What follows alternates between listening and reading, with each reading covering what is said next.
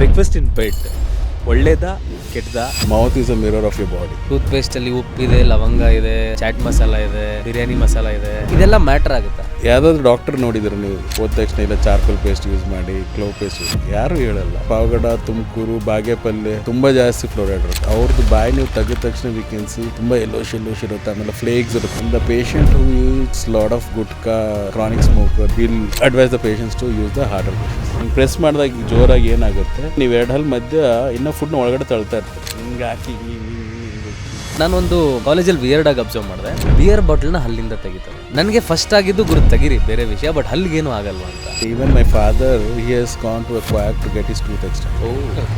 ಇವಾಗ ಎಲ್ಲರೂ Coke, Pepsi, ಇವನ್ ನಮ್ಮ ಜನರೇಷನ್ ಅಷ್ಟೇ ಟ್ರೈಡ್ ಕೋಕ್ ಅಂತ ಕುಡಿತೀವಿ. ಹಲ್ಲಿಗೆ ಹೆಂಗೆ ಎಫೆಕ್ಟ್ ಆಗುತ್ತೆ? ಭಾಳ ಕೆಟ್ಟದ್ದು. ಡೆಂಟಲ್ ಕೇರ್ ಯಾಕೆ ಕಾಸ್ಟ್ಲಿ? ಪೇಷಂಟ್ ಮಾಡ್ಕೊಂಡ್ರೆ ತಪ್ಪದು.